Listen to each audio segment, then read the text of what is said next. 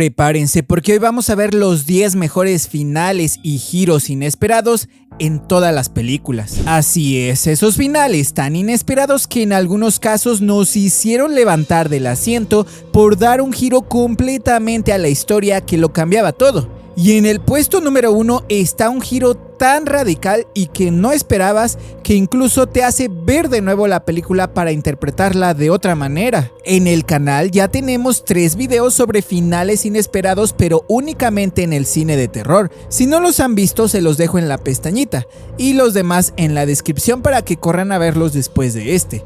Si quieren una segunda parte de este video, dejen su like para saber si esta idea les ha gustado, y haré la segunda parte si este video llega a los 5000 likes. Se viene un videazo, así que prepárense. Y obviamente al hablar de finales inesperados, este video contendrá spoilers, así que cuidado. Yo soy Charles, no le teman a la oscuridad y bienvenidos a mi Cine Club.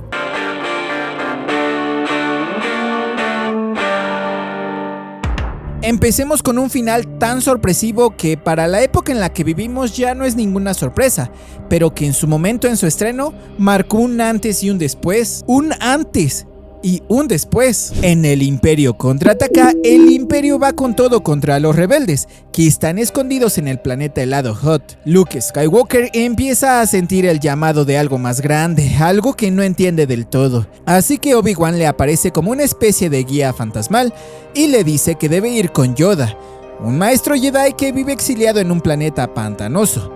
Mientras tanto, Han Solo, Leia, Chewbacca y los demás huyen del Imperio con Darth Vader cada vez más cerca.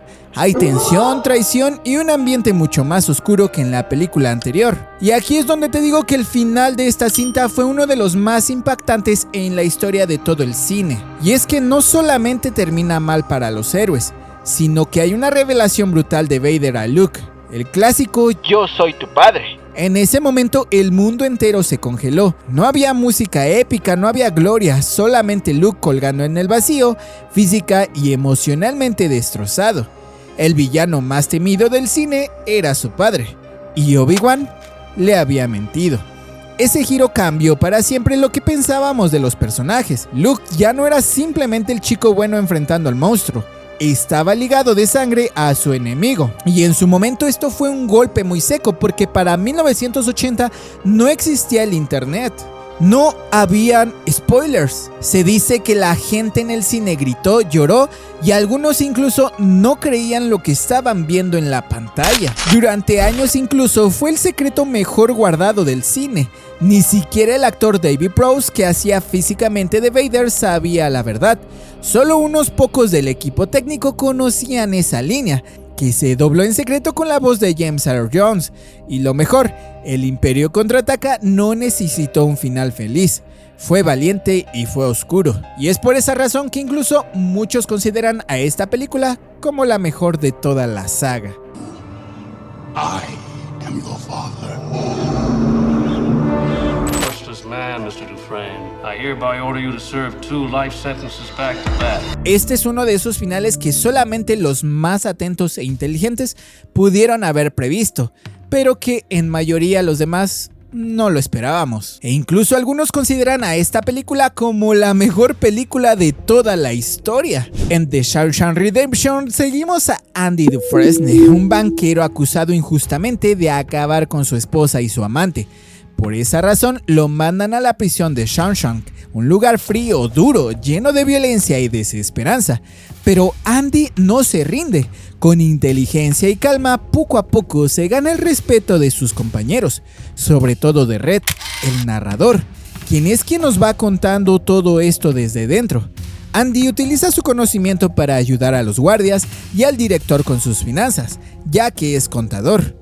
Y entonces es que llega el final. Después de tantos años de estar en prisión, Andy finalmente escapa. Después de casi 20 años en la prisión, Andy desaparece una mañana. Su celda está vacía y nadie entiende cómo. El alcaide furioso ordena que lo busquen por todos lados, pero lo que descubren es algo que deja a todos en shock. Detrás del póster de una actriz, Andy había cavado un túnel. Sí, un túnel que construyó poco a poco. día a día durante décadas usando una pequeña roca afilada, y nadie lo notó.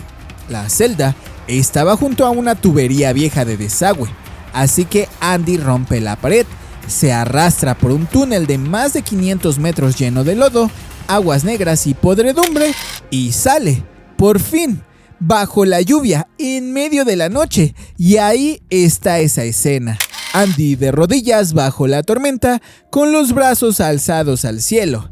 Esa imagen quedó grabada en la memoria de todos. Pero vaya que esto no era únicamente el final, ya que Andy no se va solo. Antes de irse dejó pistas, dejó pruebas, dejó todo tipo de documentos para probar el fraude que se vivía al interior de esta prisión. De cómo el alcaide y los guardias lavaban dinero y usaban a los propios prisioneros como una forma de financiarse. Andy envía todo a la prensa y el alcaide, bueno, no puedo decir lo que se hace a sí mismo porque censurarían este video, pero tú me entiendes. Mientras que Red, cuando finalmente consigue libertad condicional, ya es un hombre viejo y camina por el mundo como un fantasma. Y siente esa misma desesperanza, pero recuerda algo. Andy le había dicho una vez que si algún día salía, fuera a un campo, a la sombra de un gran roble, y buscara entre las piedras negras que no encajan con las demás. Red va, escarba y encuentra una pequeña caja. Al interior hay dinero y una carta. Andy le dice que está en Zihuatanejo, un pueblito en la costa mexicana. Le dice que tiene un bote y un taller, y que si algún día Red quiere, puede ir con él. Red rompe su libertad condicional, viaja en autobús y mientras lo vemos mirar por la ventana, la narración nos dice que por primera vez en mucho tiempo siente esperanza. Sueños de Libertad, como ha sido titulada también en español, increíblemente ha ocupado el lugar número 1 en IMDb desde el 2008 al ser considerada como la mejor película de todos los tiempos de acuerdo con los usuarios, superando así a películas como El Padrino o El Ciudadano Kane.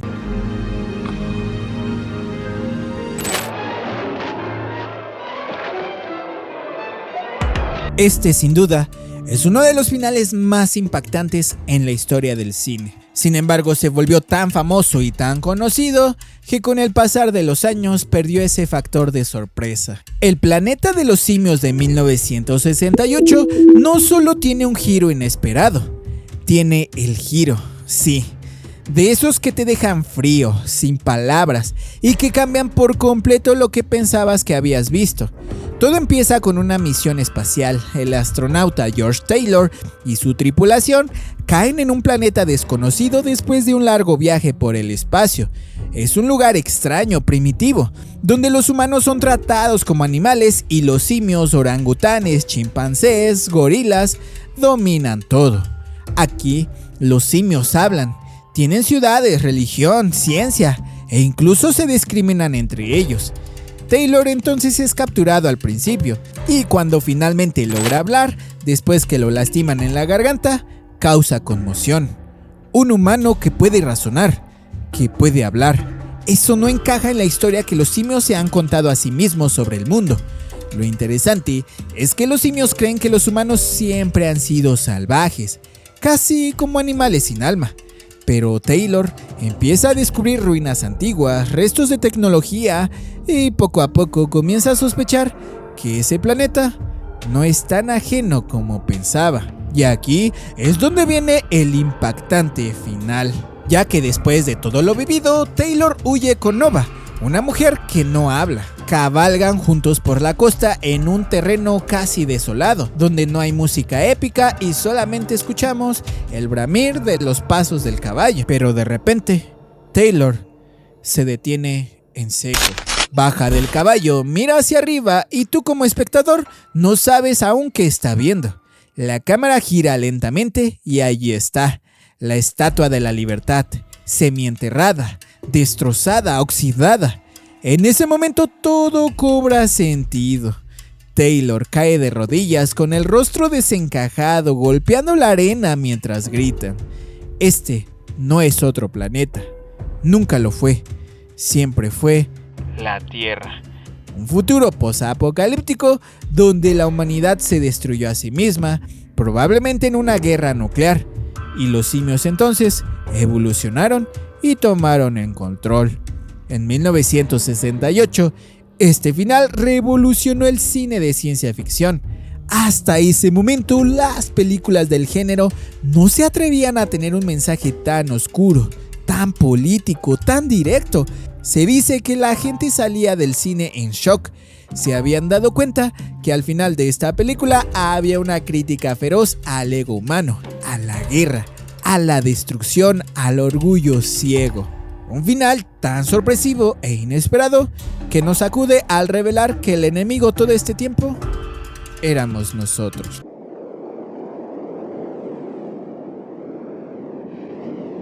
That's my stepdad. He has emotional problems. Oh, I have those too. What kind of emotion? Atención, porque esta película no es nada fácil y te deja marcado de por vida. Sí, de por vida. En Donnie Darko seguimos a Donnie, un chico de secundaria con problemas de comportamiento que tiene episodios de sonambulismo y recibe terapia. Vive en un suburbio cualquiera con su familia, pero su mundo empieza a desmoronarse cuando una noche se le aparece un ser extraño, un hombre con disfraz de conejo llamado Frank, que le dice que el mundo se acabará en 28 días. Esa misma noche, un motor de avión cae del cielo y atraviesa su habitación. Si Donnie no hubiera salido sonámbulo, ni siquiera estaría vivo para contarlo. Desde allí, todo se vuelve más extraño. Donnie empieza a tener visiones, a cuestionar el tiempo, la realidad y la muerte, y a hacer cosas que ni él mismo comprende del todo.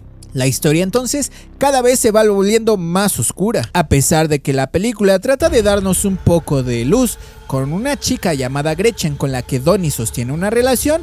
La verdad es que la historia va aumentando en su oscuridad. La filosofía sobre los viajes del tiempo empieza a desenvolverse, y es entonces cuando el giro final aparece por sorpresa. En los últimos momentos todo se acelera.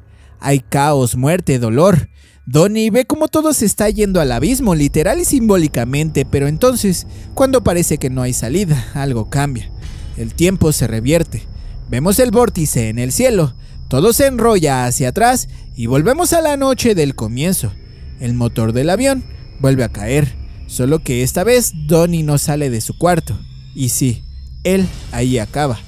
La sonrisa que pone justo antes de morir no es de miedo, es de alivio, porque entendemos poco a poco que Donnie eligió sacrificarse, que todo lo que vimos, el conejo, los 28 días, sucedió en una especie de tangente del tiempo, una realidad alternativa donde Donnie tuvo que comprender que su existencia estaba alterando algo mayor y que para salvar a los demás tenía que dejar que eso pasara. De hecho, cuando esta película salió en el 2001, no fue para nada un éxito. En un momento en el que los viajes en el tiempo no eran para nada algo famoso ni exitoso. De hecho, muchos no sabían cómo clasificarla. Ciencia ficción, drama, terror, pero sin duda con el tiempo se volvió una obra de culto. Y es que Donnie Darko no solamente habla de universos paralelos o viajes en el tiempo, habla de dolor, de adolescencia, de sacrificio, de sentir que no encajas, de ver el mundo como un rompecabezas roto, y también de amor, aunque sea breve, del tipo de amor que justifica una vida entera. Al día de hoy hay foros, libros, teorías, pero al final, Donnie Darko no necesita que la entiendas con la mente, necesita que la sientas con el pecho. Es una película sobre aceptar tu destino cuando nadie más lo entiende.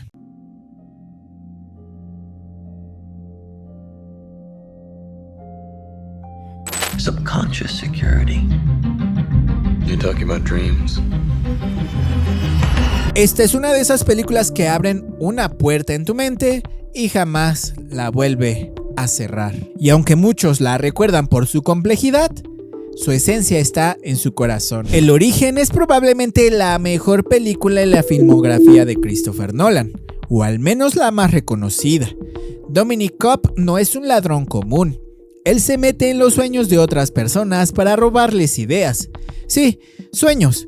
El mundo del subconsciente es su terreno, y junto a su equipo logran entrar, navegar entre recuerdos, construir paisajes mentales y robar secretos. Pero esta vez el encargo es distinto. No quieren que robe algo, quieren que plante una idea, como si la víctima la creyera suya. Eso se llama origen. Es peligroso, complejo y supuestamente imposible. El objetivo: un heredero de un imperio energético. La recompensa: Cobb podría volver a Estados Unidos con sus hijos después de años exiliado y perseguido por una acusación. Pero lo que realmente hace que todo se tambalee es que Cobb arrastra un trauma: la muerte de su esposa. Ella se aparece en los sueños como una sombra violenta y dolorosa, porque Cobb no solamente se mete en la mente de otros, también está atrapado en la suya propia. El plan se complica, claro. Tienen que meterse en un sueño dentro de un sueño dentro de otro sueño, cada nivel más profundo y más inestable. Y a medida que bajan, la frontera entre la realidad y el subconsciente se va haciendo cada vez más borrosa. Pero llegan, la misión se cumple y Cobb despierta en el avión como si todo hubiera sido un sueño. Cobb llega a casa, ve a sus hijos y los abraza. Y en ese momento saca un trompo. Es su tótem. Un objeto que gira eternamente si está soñando y que se detiene si está en la realidad. Lo hace girar sobre la mesa y la cámara se acerca. El trompo gira y empieza a tambalearse y corte a negro. No sabemos si cayó. Ese final con el trompo girando se volvió leyenda. Leyenda. Es la pregunta que miles de personas siguen haciéndose. ¿Era real? ¿Volvió a casa o sigue soñando? Christopher Nolan, el director, nunca ha querido dar una respuesta y eso lo hace más brillante. No importa, lo que importa es que Cobb deja de mirar el trompo, deja de cuestionar, deja de perseguir la certeza y solamente elige vivir ese momento. En su corazón, Cobb está en su casa, y eso, en un mundo donde la realidad puede doblarse y alterarse, es quizás lo único que importa. Are you going to spend the rest of the evening prying at that clown's mouth? Estamos a la mitad de este video y si te está gustando el contenido, deja tu like para que yo suba más videos como este. Tampoco olvides unirte al Cineclub. The Game es una de esas películas que juegan por igual con su protagonista y contigo. Y cuando llega a su final, sientes que tú también estuviste atrapado en esta película. La historia gira en torno a Nicholas Van Orton, un hombre rico, exitoso, frío como el mármol, pero vive solo en una mansión silenciosa, atrapado en su rutina. Este tipo lo tiene todo, excepto sentido en su vida. En su cumpleaños 48, su hermano menor, Conrad, le regaló algo inusual: una invitación para participar en el juego, un servicio ofrecido por una empresa misteriosa. Es una experiencia personalizada, no te puedo decir más, solo juégalo.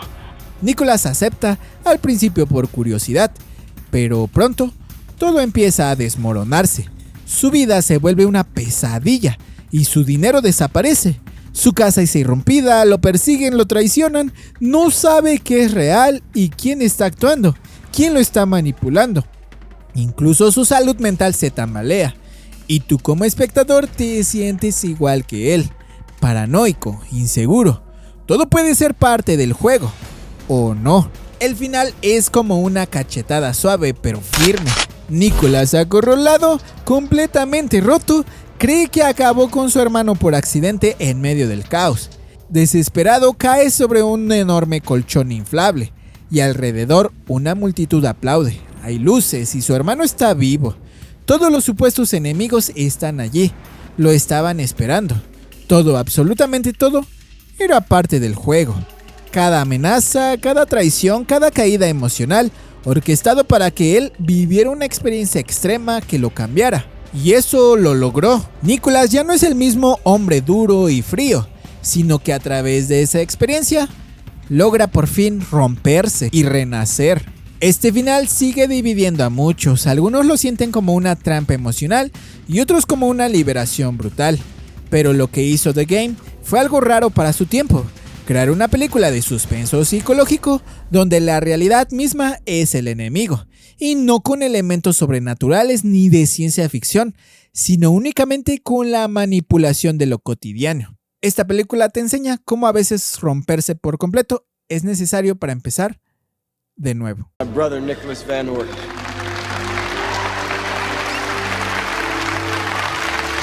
The most hated man in America right now. Did you kill your wife, Nick? No sé si les pasó a ustedes, pero a mí esta película me hizo replantearme mis relaciones. Ese miedo de estar con alguien a quien crees conocer y después no saber con quién duermes realmente. En Perdida, Nick y Amy parecen la pareja perfecta. Bellos, inteligentes, exitosos. Viven en Missouri en una casa tranquila. Pero en su 5º aniversario, Amy desaparece sin dejar rastro. La casa tiene señales de pelea y hay manchas de sangre. La prensa se lanza sobre el caso y la ciudad entera se obsesiona. Y sí, muy rápido todas las miradas apuntan a Nick. Este tipo no ayuda mucho, porque no llora, no se ve afectado y para colmo empieza a saberse que tenía una aventura con una de sus alumnas. Todo el mundo empieza a pensar lo mismo. Él es el culpable. Pero entonces el giro llega a mitad de la película. Sí, a mitad de la película. Y es que Amy está viva. No fue secuestrada. No fue víctima. Se fue por su propia voluntad. Planeó su desaparición como una obra maestra, como un plan excelentemente orquestado. Amy falsificó diarios, plantó pruebas, organizó todo para que Nick pareciera culpable. ¿Por qué?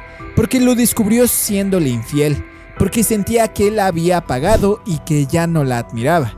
Y ella no es una mujer que perdone. Después de meses huyendo, las cosas se le salen un poco de control y regresa a casa. Pero no como víctima, regresa cubierta de sangre diciendo que la secuestraron y que logró escapar matando a su captor. La prensa entonces la convierte en heroína. Nick, horrorizado, se da cuenta de que está atrapado, porque ella lo arrincona emocionalmente y le dice que está embarazada. Él sabe que esto es mentira, que está loca, que manipuló a todos, pero también sabe que si se va a perderlo todo. Y en ese silencio final lo vemos. Se queda con ella. Una prisión sin barrotes, una relación construida sobre el miedo, el chantaje y una aparente estabilidad que asusta más que cualquier crimen. Cuando se estrenó, Gone Girl fue toda una bomba y la conversación entonces fue intensa. Y es que todos coincidían en algo: Amy es uno de los personajes más aterradores del cine moderno. Esta película es sobre las máscaras que mostramos al mundo y lo que escondemos debajo. Who are you? Hey, I'm an award-winning scrimshander. Happy Thanksgiving. Happy Thanksgiving. Anna, wait till we're invited. Esta es una película que tiene un giro inesperado, pero que no se desata de inmediato, sino que te va asfixiando poco a poco. Un día cualquiera en un vecindario tranquilo, 2 niñas pequeñas desaparecen. Sus familias entran en shock. No hay pistas claras, solo una vieja casa rodante que estaba estacionada en la zona de ese día.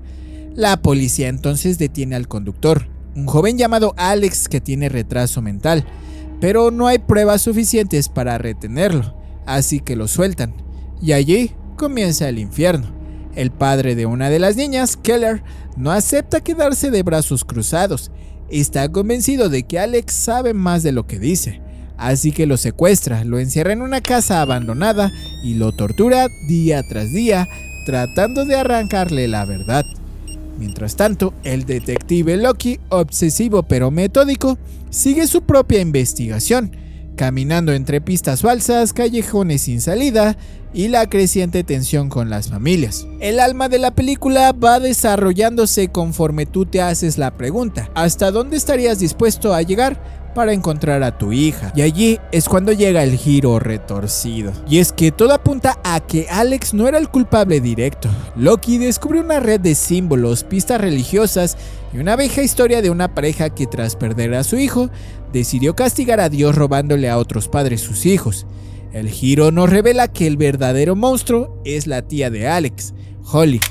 Ella y su esposo habían estado secuestrando a niños durante años, incluso a Alex, a quien criaron luego de secuestrarlo, y lo utilizaban como carnada o fachada. Loki encuentra a la niña, enterrada en una fosa en el jardín de Holly.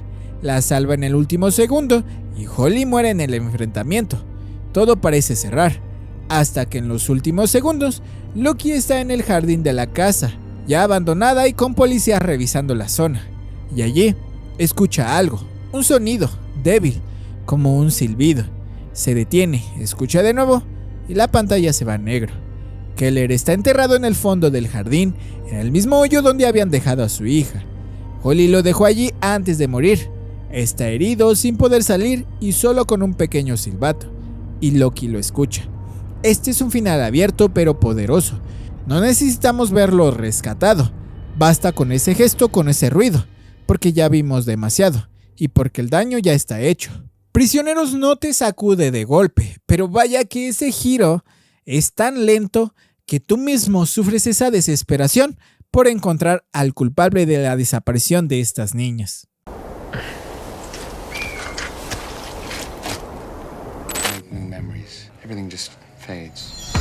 Christopher Nolan escala en el top y alcanza el segundo lugar con la película que lo dio a conocer a él y a su excelente talento. Un viaje que de momento a otro cambia de destino.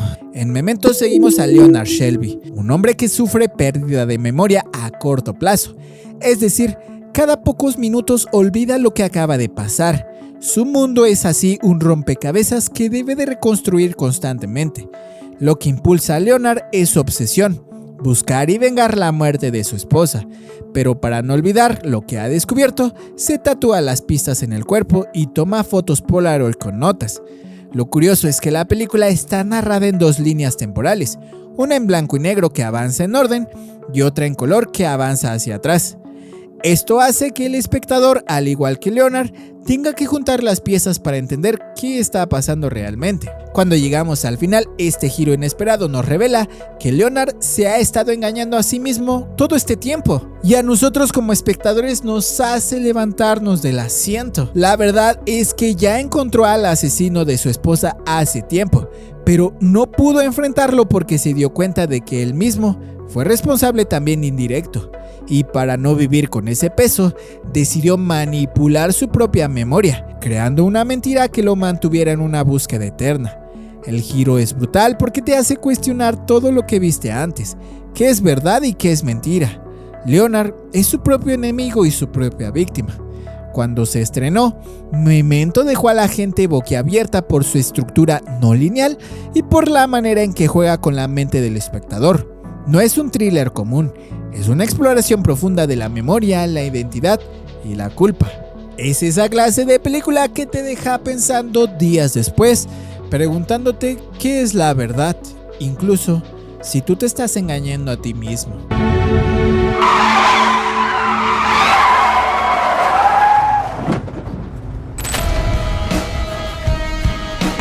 Estamos ante un giro tan radical e inesperado que te obliga a ver toda la película otra vez. Si en el cine de terror El Sexto Sentido había logrado eso, el Club de la Pelea lo logra también. Aquí conocemos a un hombre sin nombre, aburrido, atrapado en una vida gris y monótona, con insomnio crónico. Trabaja en un empleo que odia y consume cosas materiales para llenar un vacío que no entiende. Todo cambia cuando conoce a Tyler Durden, un tipo carismático, rebelde que parece tener todas las respuestas y vive sin reglas. Juntos crean el Club de la Pelea, un lugar clandestino donde hombres comunes pelean sin censura para liberar su frustración y encontrar sentido. Pero lo que comienza como una simple válvula de escape se transforma en algo mucho más oscuro y peligroso, un movimiento anárquico que desafía las bases mismas de la sociedad. Y aquí viene lo fuerte, el giro. Nuestro narrador, que hemos acompañado durante toda esta historia, descubre que Tyler no es real. Es una manifestación de su mente, una personalidad dividida que representa todo lo que él reprime: su ira, su deseo de destrucción y su libertad absoluta. El conflicto no es solo con el mundo, sino consigo mismo. Tyler quiere destruir el sistema y el narrador debe enfrentarse a su propia locura para detenerlo. La última escena es icónica, mientras él y Marla, la mujer con la que tiene una relación complicada, se toman de la mano, ven cómo explotan edificios a su alrededor, símbolos del sistema financiero que Tyler buscaba derribar. Cuando el Club de la Pelea se estrenó, tuvo críticas mixtas y no fue un éxito inmediato, pero con el tiempo se convirtió en un clásico de culto. especialmente entre los jóvenes que se sentían atrapados en la sociedad de consumo. El final, con su revelación sobre Tyler, hizo que la gente volviera a verla para captar detalles que se les habían escapado. El Club de la Pelea no solamente es una película, es un oscuro espejo en el que también vemos nuestras batallas internas. Pero si ustedes quieren saber cuáles son las 10 escenas más aterradoras en todo el cine del terror, les dejo el video aquí.